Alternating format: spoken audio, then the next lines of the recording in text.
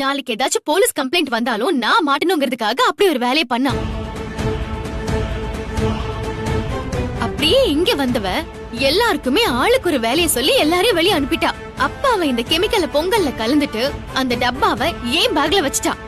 அதுக்கப்புறம் என்னையே பொங்கல் கிண்ட சொன்னா. இப்படிதான் அவ இந்த வேலையை செஞ்சா.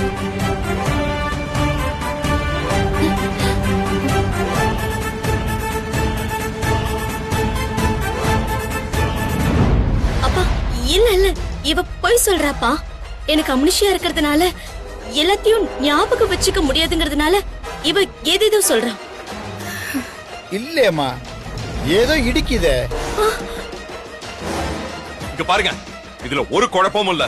இவள ரேணுகான்னு நம்புறதுனால தான் இவ்ளோ பிரச்சனையும். இவ நம்ம ரேணுகாவோட முகத்தோட இருக்கிற சுடர்ங்கிற ஒரு பொண்ணு, அவ்வளவுதான். இவ போன்ல சுடர்னு சொன்னதை நான் கேட்டேன்னு சொன்னல. அந்த போனை ஆன் பண்ணது யார் தெரியுமா? யார் மாப்ள? நம்ம வெண்பா தான்.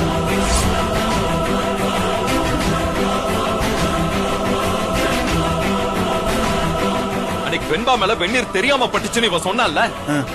ஆனா அதெல்லாம் அப்படி நடக்கவே இல்ல. வெண்பா, என்ன நடந்துச்சு நீ சொல்லு. நான் அந்த பக்கம் நடந்து போயிட்டு இருந்தேன். ரேணுமா கையில வெந்நீர் வச்சுட்டு வெண்பா இங்க வான்னு கூப்பிட்டாங்க. நான் என்ன ரேணுமான்னு போனேன்.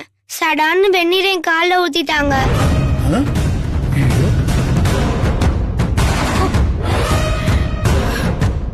அதுக்கப்புறம் ரேணுமா யாராவது வராங்களான்னு பார்த்துட்டு சாரி வெண்பா சாரி வெண்பான்னு சொன்னாங்க. அப்பா அப்பா இல்லப்பா, அந்த மல்லிதான் குழந்தைய இப்படி சொல்ல வச்சிருக்கா.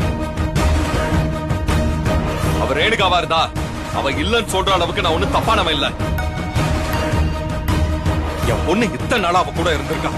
என் பொண்ணுகிட்டே கேளுங்க, அவளோட அம்மாவா இல்லையான்னு. நான் சொல்றத வேணா பொய்ன்னு சொல்லிடலாம். குழந்தை சொல்றத பொய்ன்னு சொல்ல முடியுமா? கேளுங்க. வெண்பா செல்லம், இவங்க யாருமா? தாத்தா, இவங்க என் அம்மாவே இல்ல, வேற யாரோ. ஒரு அம்மா குழந்தைய பக்கத்துல தானே படுக்க வச்சுப்பாங்க. ஆனா இவங்க எப்பவுமே என்ன கூட பக்கத்துல படுக்க வச்சுக்கிட்டதே இல்ல.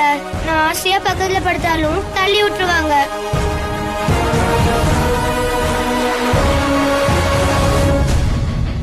சாப்பாடு ஊட்ட மாட்டாங்க.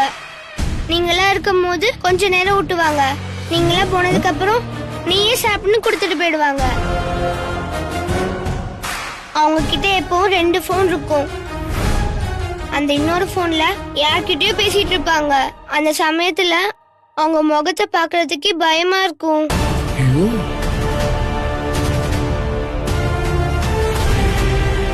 பா, குழந்தைய அப்பப்ப மல்லி வீட்டுக்கு கூட்டிட்டு போனால, அதனால இப்படி பேச பழகி வச்சிருக்கா.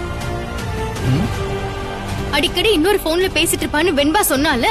அது வேற யாரோடவும் இல்ல, அவளோட கூட்டாளி ரகுவோட தான். என் பூமி பூஜையை நடக்க விடாம பண்றதுக்காக ரோஹிதர் கிட்ட பணம் கொடுத்தவன். உங்களுக்கு எனக்கும் ஒரே எதிரின்னு எனக்கு இன்ஸ்பெக்டர் சொன்னார்ல. அந்த எதிரி அவன் தான் இவளோட கூட்டாளி. அவன் தான் அந்த ரகு.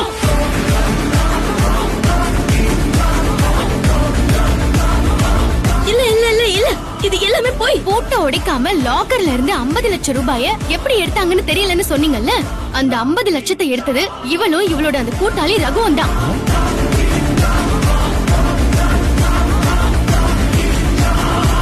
ஐயோ ஐயோ, நெஞ்சு வலிக்குது. ஐயோ வலிக்குது. என்ன பண்ணுது? இல்லம்மா, விடுமா விடுமா விடுமா. நீ வீட்டை விட்டு கிளம்புறப்ப கடைசியா ஒரு தடவை வீட்டை பாத்துங்கன்னு சொன்னீங்களம்மா. அதுக்கு அர்த்தம் இதுதானா? என் பொண்ணு மாதிரி ஒரு முகத்தை வச்சுக்கிட்டு என்னை ஏமாத்தணும் முடிவு பண்ணிட்டீல. எங்களை குடும்பத்தோட முட்டாளாக்கிட்டீல.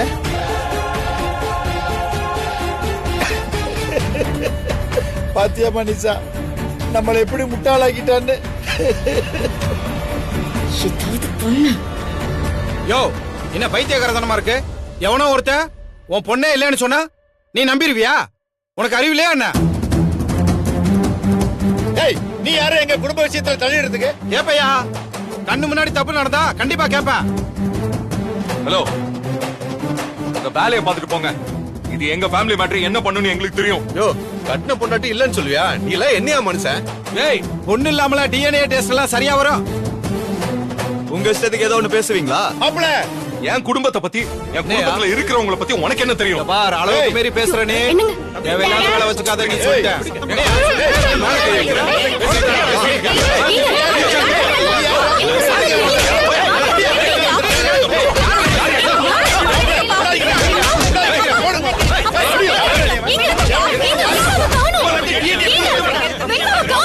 மாப்பிள டேய் டேய் ஏய், வெண்பா, வாமா வெண்பா வெண்பா வெண்பா, வெண்பா, வெண்பா,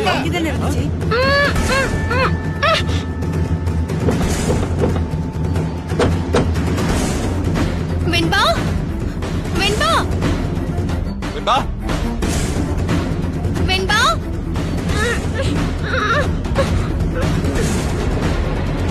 வெண்பா, வெண்பா வெண்பா, வெண்பா, வெண்பா வெண்பா வெண்பா. ஏய் கொன்னுடுவேன். உன் மேல கொலை வெறியில இருக்கேன். நான் பண்ணதெல்லாம் அந்த கதிரேசன் கிட்ட சொல்லி எனக்கும் அந்த குடும்பத்துக்கும் சம்மந்தம் இல்லாம பண்ணிட்டல. தொலைஞ்ச நீ. உன்னை நான் சும்மா விட போறதில்ல. அமைதியா இருக்கணும், இல்லைன்னா உன் கதையை இங்கே முடிச்சிருவேன் சொல்லி. கை கட்டு, பின்னாடி கொட்டடி.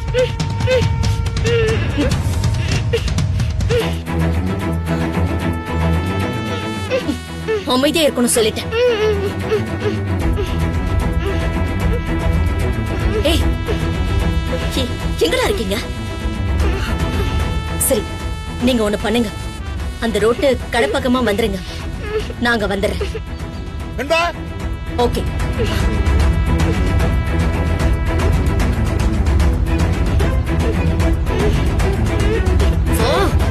வெண்பா, வெண்பா, வெண்பா, வெண்பா, வெண்பா வெண்பா வெண்பா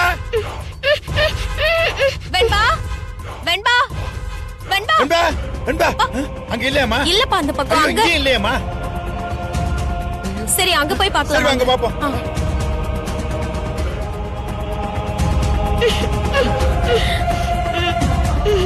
வாடி வா. வா. அமைதியா இரு, இல்ல என்ன பண்ணுவனு எனக்கே தெரியாது. வெண்பா, வெண்பா, வெண்பா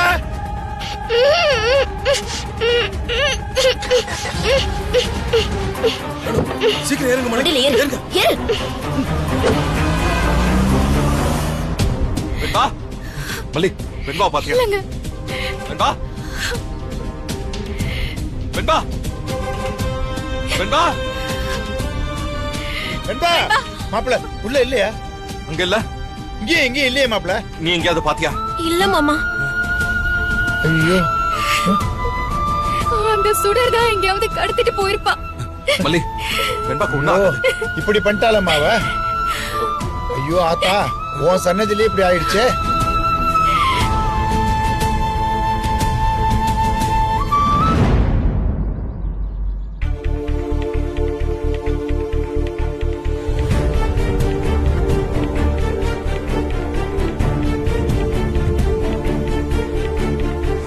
அந்த சுடர் இப்படி ஒரு கொலகாரியா இருந்திருக்காளே மாப்ள, ஒரு நாசகாரியா இருந்திருக்காளே. நம்ம எல்லாருமே இப்படி ஏமாத்திட்டோமே மாப்ள. என் மனசு ஆறவே இல்ல மாப்ள. இப்படி ஒரு அசிங்க மனவிலியா என் அக்கான்னு சொல்லிட்டு இருந்தேன். இப்படி ஒரு கேவல மனவிலியா என் அம்மா மாதிரி நினைச்சிட்டு இருந்தேன். ஐயோ, எனக்கு ரொம்ப அருவருப்பா இருக்குப்பா. என்னால பொறுத்துக்கவே முடியல. எல்லாரையும் மொத்தமா கொல்லணும்னு நினைச்சிருக்காளே. இவெல்லாம் ஒரு மனுஷியா? உலகத்துல எந்த பொம்பளையாவது இப்படி நினைப்பாளா? நம்ம அவளுக்கு என்ன மாப்பிள கெடுதல் பண்ணோம்? நல்லா வச்சிருந்து பார்த்து தானே செஞ்சோம். அவளை ஒரு மகளா நேசிச்சதுக்கு இதுதான் தண்டனை எனக்கு. திட்டம் போட்டு ஏமாத்தி ஏன் குலதெய்வம் கோயில் சன்னதிக்கு வர வச்சு இந்த வேலையை பண்ணணும்னு நினைச்சிருக்கான்னா அவ எவ்வளவு கேவலமானவ. அவளை நினைக்கிறப்ப அப்படியே ஆத்திரமா வருது மாப்பிள. அவளை பத்தி பேசுறத நிறுத்துங்க. எனக்கு இப்போ என் குழந்தை வேணும். என் குழந்தைய கண்டுபிடிக்க என்ன வழி இருக்கோ அத மட்டும் சொல்லுங்க. என் குழந்தை காணாம போய் இவ்ளோ நேரம் ஆகியும் யாரும் எதுவுமே பண்ணாம இருக்கீங்களே. சபாஷ், இவ்ளோ பெரிய வேலை செஞ்சிருக்காளா அவ? நாம நினைச்சதை விட பெரிய ஆளாதான் இருக்கா. மொத்த குடும்பத்தையும் காலி பண்ண முடிவு பண்ணிருக்கானா அப்ப இவ்ளோ பெரிய கேடியா இருப்பா. கேடிங்கிறதெல்லாம் சாதாரணமான வார்த்தை, இவ பயங்கரமான ஆளு. நாமளும் இந்த ஜோதியில கலந்துக்கணும், இல்லனா நம்ம மேல சந்தேகம் வந்துரும். ஏ விஜய், குழந்தை காணாம போயிருக்கா, நீங்க என்ன இன்னும் உட்காந்து கண் கலங்கிட்டு இருக்கீங்க? முதல்ல நீங்க அங்க இருந்து இங்க வந்திருக்கலாமா? தூக்கிட்டு போனா எங்க தூக்கிட்டு போயிருப்பா? பக்கத்துலதான் எங்கேயாவது மறைஞ்சிருந்திருப்பா. அங்க தேடி கண்டுபிடிக்காம இங்க வந்து உட்காந்துட்டு இருக்க. அதெல்லாம் தேடி பார்த்தேன், சுத்தி எல்லா இடத்துலயும் தேடியாச்சு. அவ எங்க இருக்கானே கண்டுபிடிக்க முடியல. தெய்வம் மாதிரி மல்லி எல்லா விஷயத்தையும் சொன்னான். நாம தான் மல்லியை சந்தேகப்பட்டோம். இந்த தெய்வத்தை விட்டுட்டு அந்த பிசாசை நம்பிட்டோம். எங்களை விடுங்க மாமா, உங்களுக்கு தெரிஞ்சிருக்குல்ல, நீங்க சொல்லிருக்க வேண்டியதானே. நீங்க சொல்லாம மறைச்சீங்க. அவ இவ்வளவு தூரம் நம்ம குடும்பத்துக்குள்ள வந்திருக்காளே, அவ யாரா இருக்கும், அவளுக்கு என்ன நோக்கம் இருக்கும்னு தெரிஞ்சுக்கணும்னு நினைச்சேன். நிஷா, அவ இப்படி ஒரு கேவலமான வேலையை செய்வான்னு எதிர்பார்க்கவே இல்லை. இத பாருங்க, ரொம்ப பெரிய விஷயம் நடந்திருக்கு. நீங்க என்னமோ காமா சோமான வேலை பார்த்துட்டு இருக்கீங்க. நீங்க இப்படி உட்கார்ந்துட்டு இருந்தீங்கன்னா குழந்தை கிடைச்சிருவாளா சொல்லுங்க?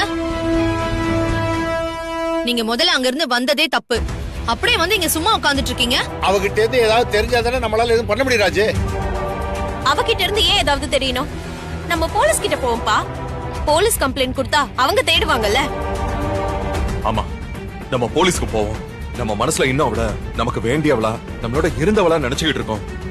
அதனாலதான் அவளை பத்தி ஸ்ட்ராங்கா ஒரு முடிவு பண்ண முடியல. இனியும் டிலே எல்லாம் பண்ண வேண்டாம், நம்ம போலீஸ்க்கு போயிடுவோம். சீக்கிரமா போங்க. நீங்க சொல்றத பார்த்தா அவ ரொம்ப பயங்கரமானவளா இருந்திருக்கா போல இருக்கே.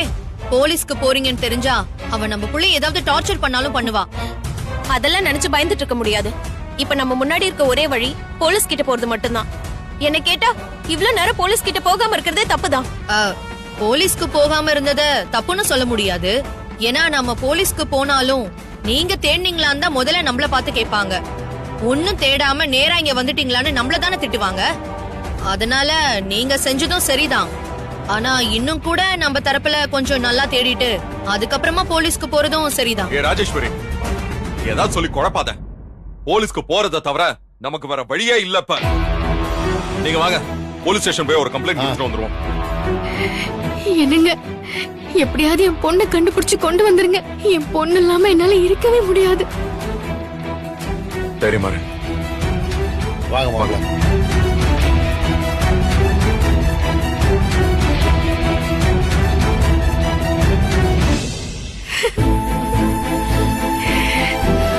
கவலைப்படாத மல்லி, நீ தைரியமா இரு. வெண்பா கண்டிப்பா கிடைச்சிருவா.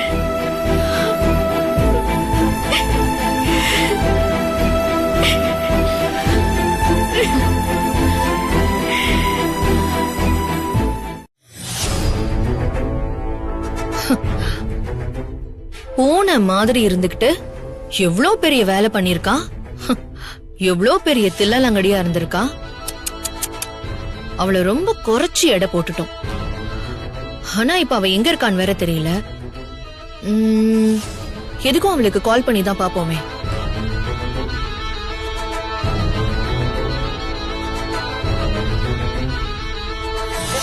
You are trying to reach is currently switched off.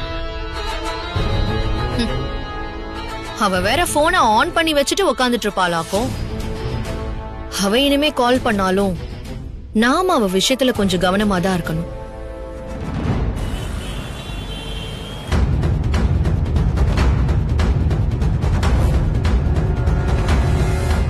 இத்தனை நாளும் ஒரு பாம்புக்கு பால் ஊத்திக்கிட்டு இருந்தா மாப்ள.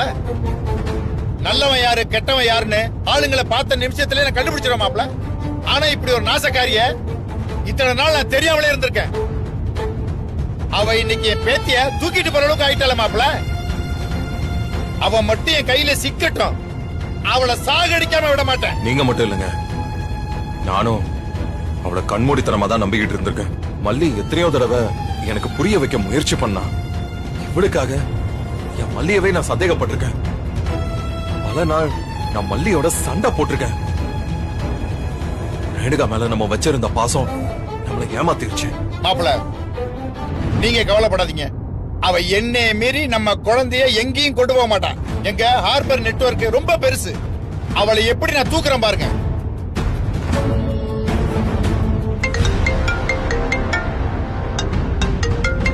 யார் மாப்பிள? தெரியல, ஏதோ புது நம்பரா இருக்கு. ஹலோ மிஸ்டர் விஜய், என்ன பண்றீங்க? உங்க பொண்ணு தேடி அலையோ அலன்னு அலைஞ்சுகிட்டு இருக்கீங்களா? ஏய் ரேணுகா, ச்சே, என் தெய்வத்தோட பேரை சொல்லி உன்னை கூப்பிடுறேன் பாரு. நீ ஒரு பிசாசு. ஏ சுடர், என் பொண்ணு எங்க இருக்கா? என் பொண்ணு எங்க மறைச்சு வச்சிருக்க? விஜய், நீங்க ரேணுகான்னு கூப்பிடுறத விட சுடர்னு கூப்பிடும் போது அந்த வார்த்தை நேரா என் இதயத்தை தொடுது. அப்படியே கரண்ட் பாஸ் ஆகுற மாதிரி உடம்பு முழுக்க ஒரு பரவசம் பரவுது. டிராவல் ஆயிட்டே இருக்கு. ஏ சுடரு, அதான உன் பேரு? ரேணுகாங்கிற பேர்ல ஒளிஞ்சுகிட்டு இருந்தவ தானே நீ? மாப்பிள அவகிட்ட என்ன பேச்சு? முதல்ல நம்ம குழந்தை எங்கன்னு கேளுங்க. குழந்தைய தர முடியுமா முடியாதுன்னு கேளுங்க. என்ன பெருசு அந்த பக்கம் சலம்புதா? ஹார்பர் கதிரேசன்னா நான் பயந்துருவேனா? என்ன மாப்பிள சொல்றா? எதையும் பேரை சொல்லி சொல்றா? என்ன சொல்றா? உங்களுக்கு பயப்பட மாட்டேன்னு சொல்லிட்டு இருக்கா சார் அவ. ஸ்பீக்கர்ல போடுங்க மாப்பிள. நீ பயப்பட மாட்ட. உனக்கு தான் என்ன தெரியாதே. உனக்கு இத்தனை நாள் நான் பாசத்தை காமிச்சு தான் வளர்த்துக்கிட்டு இருந்தேன். என் கோபத்தை நீ பார்த்ததில்ல, அதனால உனக்கு என்னவே தெரியாது. ஒழுங்கு மரியாதை என் பேச்சு என்கிட்ட ஒப்படைக்கிறே இல்லையா? விஜய், அந்த ஆள அந்த பக்கம் தள்ளி போக சொல்லுங்க. அங்க இருந்து பேசுறது என் காதுல அப்படியே இடி விழுந்த மாதிரி இருக்கு. அந்த ஆளுக்கெல்லாம் எதுக்கு போனு? போன் இல்லாமே பேச சொல்லுங்க. அந்த சத்தம் இங்க தானா கேக்கும். ஏய் சுடரு, இந்த விளையாட்டு பேச்செல்லாம் விடு. எனக்கு என் பொண்ணு வேணும். என் பொண்ணை எதுக்கு கூட்டு போன? என்ன செய்யறது மாமா? இத்தனை நாள் பெருசா ஏதாவது கிடைக்கும் நினைச்சு உனக்கு பொண்டாட்டியாவும் அந்த ஆளுக்கு மகளாவும் நடிச்சுக்கிட்டு இருந்த. திடீர்னு கண்டுபிடிச்சு என்ன அந்த வீட்டை விட்டு போக வச்சிட்டீங்க. போகும்போது சும்மா போக முடியுமா? கல்யாணம் பண்ணி வாழ்ற பொண்டாட்டி அனுப்புனாலே ஜீவனாம்சம் தர வேண்டியது இருக்கு. என்ன மாதிரி பொண்டாட்டிய சும்மா அனுப்பிட முடியுமா? ரெண்டு பேரும் சேர்ந்து என்ன ஜீவனாம்சம் தர முடியும்னு கொஞ்சம் பேசி சொல்லுங்க. உங்க வெண்பாவை நான் அனுப்பி வைக்கிறேன். ஏய் இடியட், குழந்தையை தூக்கிட்டு போய் பேரம் பேசிட்டு இருக்கியா? நான் இப்ப போலீஸ் கிட்ட போனா என்ன ஆகும் தெரியும்ல? என்ன மாப்பிள பணம் கேட்டு மிரட்டுறாளா? அவ சாவு என் கையில தான் சொல்லுங்க. அதுக்கான எல்லா ஏற்பாட்டையும் நான் இப்பவே பண்ணிட்டேன்னு அவட்ட சொல்லுங்க. விஜய், உங்களுக்கும் சரி அந்த கதிரேசனுக்கும் சரி, யார்கிட்ட பேசிக்கிட்டு இருக்கீங்கன்னு புரியவேலன்னு நினைக்கிறேன். நீங்க ரெண்டு பேரும் எவ்வளவு பெரிய திமிங்கலம். உன்னெல்லாம் ஒருத்தர் அவ்வளவு சீக்கிரம் ஏமாத்திர முடியுமா விஜய்? இல்ல அந்த கதிரேசனை தான் ஏமாத்திர முடியுமா? உங்க ரெண்டு பேரையுமே ஏமாத்தி 6 மாசம் தண்ணி காமிச்சுக்கிட்டு இருந்தவன் இந்த சுடர். அத ஞாபகம் வச்சுக்கோங்க. உங்க வீடு புகுந்து இந்த 6 மாசத்துல நான் நினைச்சதெல்லாம் செஞ்சிருக்கேன்னா எனக்கு எப்படிப்பட்ட பேக்ரவுண்ட் இருக்கும்? அசால்ட்டா சொல்றீங்க போலீஸ்க்கு போவேன்னு. போய் பாருங்க, என்ன ஆகும்னு தெரியும். அதுக்கப்புறம் உங்க பொண்ணு தேடி எனக்கு கால் பண்ணவே மாட்டீங்க. சென்னைய சுத்தி இருக்கிற ஏரியா தேடி அலைவீங்க. ஏய் இங்க பாரு, என் பொண்ணை மட்டும் தொட்டுறாத. நீ இந்த உலகத்துல எங்க இருந்தாலும் நான் உன்னை தேடி வந்து கொன்றுவேன். என் பொண்ணை மட்டும் தொட்டுறாத சொல்லிட்டேன். ஏய், உன் பொண்ணு தொடணும்னு எனக்கு என்ன நேர்த்தி கடனா? எனக்கு வேண்டியது பணம், அது கொடுத்துருங்க. உன் பொண்ணை நான் விட்டுட்டு போயிடுறேன். ஏய் என்னடி பணம் வேணும் உனக்கு? எவ்வளவு பணம் வேணும் சொல்லு. ரொம்ப எல்லாம் வேண்டாம் விஜய். நீயே பாவம் லோன் வாங்கிதான் இந்த ப்ராஜெக்டையே பண்ணிக்கிட்டு இருக்க. உன்னை ரொம்ப கேட்டு கஷ்டப்படுத்த விரும்பல. இப்போதைக்கு ஒரு 50 லட்சம், ஜஸ்ட் 50 lakhs நான் அட்ஜஸ்ட் பண்ணிக்கிறேன். 50 லட்சமா? எவ்வளவு மாப்பிள பணம் கேக்குற? 50 லட்சம் கேக்குறா சார் இப்ப. திருட்டு கழுத. ஏற்கனவே என் வீட்டுல 50 லட்சம் திருடினது பத்தாதா? மனசாட்சியே இல்லாம எங்க குழந்தைய வச்சுட்டு பணம் கேட்கறிய. நாங்க உன் மேல காட்டின பாசம் கொஞ்சமாச்சும் உன் மனசுல இருந்தா இதெல்லாம் செய்வியா? என்னுடைய மொத்த சொத்தையும் நான் உன்கிட்ட கொடுக்கணும்னு நினைச்சிட்டு இருந்தேன். இப்படி ஒரு துரோகத்தை மட்டும் நீ பண்ணாம இருந்திருந்தா என் மகளை போல இருக்கிறங்கிற ஒரே காரணத்துக்காக உடனே நல்லா வச்சிருந்திருப்பனே. என்னைய முதுகுல குத்திட்டு போயிட்டே துரோகி. உனக்கு இந்த 50 லட்சம் கிடையாது, 50 ரூபாயும் கிடையாது. இந்த மிரட்டுற வேலையெல்லாம் எங்க கிட்ட வச்சுக்காத. விஜய், அந்த ஆள் பெரிய நான்சென்ஸா இருக்கான். நான் அவரோட பேச விரும்பல. உன்னோடதான் எனக்கு பேச்சு. ஏன்னா என் கையில வச்சிருக்கிறது உன்னோட குழந்தை. குழந்தை உன் கைக்கு வரணும்னா 50 லட்சம் ரூபாய் கொடு. சீக்கிரம் ரெடி பண்ணிட்டு கூப்பிடு. எங்க கொடுக்கணும், எப்படி கொடுக்கணும்னு நான் சொல்றேன். இப்போ நான் போனை வைக்கிறேன். அப்புறம் இன்னொரு விஷயம், வழக்கமா எல்லாரும் சொல்றதுதான், போலீஸ்க்கு போறேன், கமிஷனர் தெரியும்லாம். புத்தி கெட்டத்தனமா ஏதாச்சும் பண்ண அப்புறம் நிச்சயமா உன் வெண்பாவ உயிரோட பார்க்க மாட்டேன். உங்க 2 பேருக்கும் சொல்லிக்கிறேன், என்னோட இன்னொரு முகம் உங்களுக்கு தெரியாது. வைக்கட்டுமா?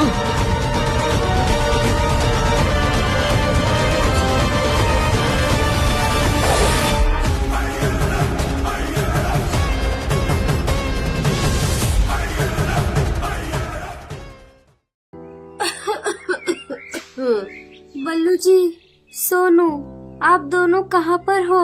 मुझे आपकी याद आ रही है। बहुत देर हो गई है, मेरा मन बेचैन हो रहा है। जरूर कुछ बुरा होने वाला है। हे ऊपर वाले, मेरे परिवार की रक्षा करना। लाडो चिड़िया बीमार थी। वो चिंतित होकर अपने घोंसले में बैठी हुई थी।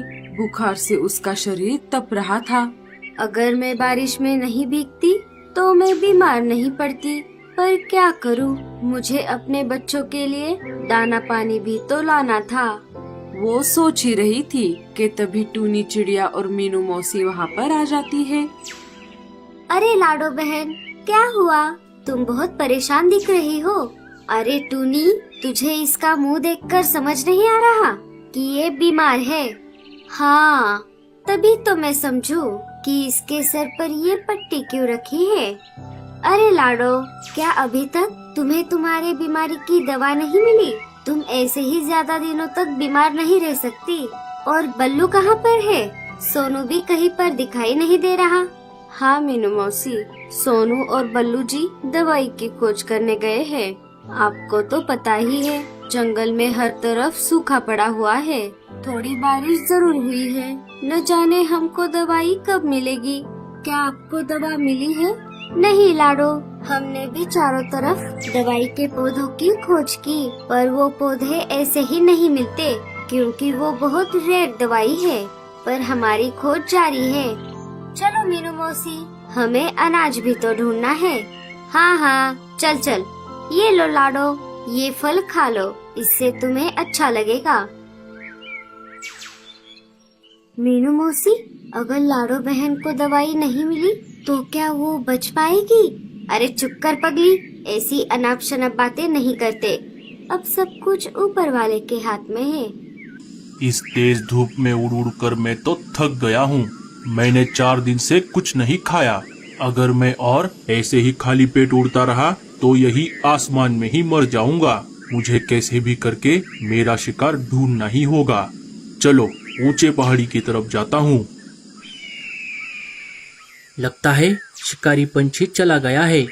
पापा, अब और कितनी देर? मैं बहुत थक गया हूँ। मुझे माँ की याद आ रही है। उल्लू चाचा का घर यही पास में ही है। तुम्हारे माँ के लिए दवाई लेकर हम घर वापस जाएंगे। बल्लू और सोनू डॉक्टर उल्लू चाचा के घर की ओर निकल पड़े। क्यों लाडो, अब तुम कैसी हो? जी, बल्लू जी और सोनू दवाई की खोज करने गए हैं। वो बस आते ही होंगे।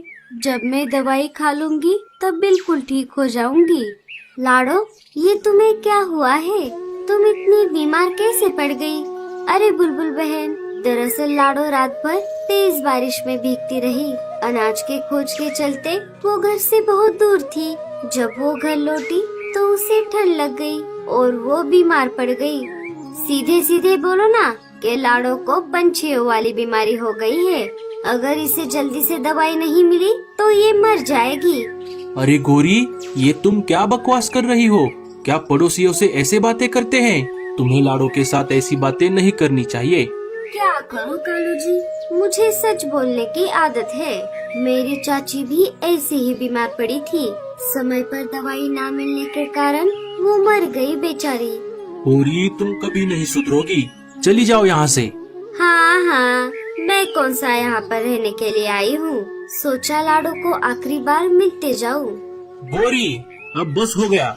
जा रही हूँ ना, ऐसे चिल्ला क्यों रहे हो? और आप भी जल्दी चलो, वरना ये बीमारी आपको भी लग जाएगी। तुम चिंता मत करो लाडो, तुम जरूर ठीक हो जाओगी। हम दवाई की खोज में लगे हुए हैं। गोरी का स्वभाव तो तुम अच्छे से जानती हो। कोई बात नहीं कालू भैया, आप सब मेरे लिए इतनी परेशानी उठा रहे हो, बस यही काफी है मेरे लिए। और जीना मरना तो हमारे हाथों में नहीं होता। इधर बल्लू चिड़ा और सोनू डॉक्टर उल्लू चाचा के घर के बाहर आ जाते हैं। अरे नहीं, ये क्या? उल्लू चाचा का घर तो बंद है। लगता है वो दूसरे जंगल गए हुए हैं। के तभी हरा तोता वहाँ पर आ जाता है। अरे बल्लू, तुम यहाँ पर कैसे? दरअसल मेरी पत्नी लाडो को बहुत तेज बुखार है। मैं डॉक्टर उल्लू चाचा से दवाई लेने आया था, पर वो तो घर पर नहीं है।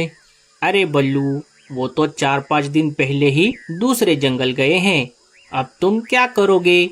अब मेरे पास सिर्फ एक ही रास्ता है, दूसरे जंगल जाकर घूंगा मौसी को ढूंढना होगा। बस वही लाडो को ठीक कर सकती है। सोनू, तुम अपनी माँ के पास चले जाओ, मैं घूंगा मौसी के पास जाकर दवाई लेकर आता हूँ।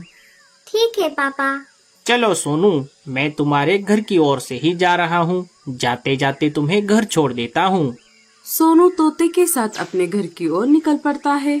वो अपने घर जा ही रहे थे कि तभी शिकारी चील की आवाज आने लगी। अरे सोनू बेटा, जल्दी चलो, वरना वो शिकारी चील हमें देख लेगा। हा हा हा हा हा हा। आखिरकार मुझे शिकार मिल ही गया। चील ने अपने पंजों में बल्लू को पकड़ लिया और अपने घर की ओर चल पड़ा। हरे तोते ने बल्लू को शिकारी चील के पंजों में देख लिया। अरे नहीं, ये क्या हो गया? शिकारी पंछियों से बचाकर तोता सोनू को उसके घर लेकर आया। भैया देखो ना, माँ कुछ बोल नहीं रही। माँ, माँ, अपनी आंखें खोलो माँ, देखो ना, सोनू घर वापस आ गया है। माँ। लाडो ने अपने बच्चों की आवाज सुन ली और उसने अपनी आंखें खोल दी। मेरे बच्चों, इधर आओ, आओ मेरे पास। तुम्हारे पापा कहाँ पर है? मुझे तुम्हें बताने में बहुत दुख हो रहा है लाडो। बल्लू चिड़े को शिकारी पंछी ने पकड़ लिया है। मुझे नहीं लगता कि बल्लू अब वापस लौट पाएगा। तोते की ये बात सुनकर लाडो के सिर पर मानो पहाड़ टूट पड़ा। उसके आंखों से आंसू आने लगे। लाडो, तुम चिंता मत करो, सब कुछ ठीक हो जाएगा। वो बात कर ही रहे थे कि तभी रानो चिड़िया वहाँ पर आ जाती है। अरे लाडो, मौसम के जानकार पंछियों ने बताया है कि हमारे जंगल की ओर बहुत बड़ा तूफान आने वाला है और साथ ही साथ तेज बारिश भी होने वाली है। पर अभी तो बारिश का मौसम भी नहीं है। अब हम क्या करें? हमारा घोंसला भी इतना मजबूत नहीं है। मुझे माफ कर दो लाडो, मैं तुम्हारी जरूर मदद करती, पर जंगल के बाकी पंछी कोई सुरक्षित ठिकाना ढूंढने चले गए हैं। तुम्हें भी यहाँ से दूर चले जाना चाहिए। ऐसा कहकर रानो चिड़िया वहाँ से चली जाती है। चलो लाडो, अब मैं भी चलता हूँ। मेरे घर वाले मेरा घर पर इंतजार कर रहे होंगे। माँ, अब हम क्या करें?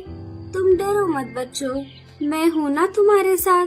मैं तुम्हें कुछ भी नहीं होने दूंगी। लाडो को अपनी कोई चिंता नहीं थी, उसे बस अपने बच्चों की चिंता सता रही थी। जैसा कि मौसम के जानकार पंछियों ने कहा था, वैसे ही थोड़ी ही देर में जंगल में तेज तूफान शुरू हो गया। तूफान इतना ज्यादा था, बहुत सारे पंछियों के घोंसले तेज हवाओं में उड़ गए। थोड़ी ही देर में तेज बारिश शुरू हो गई।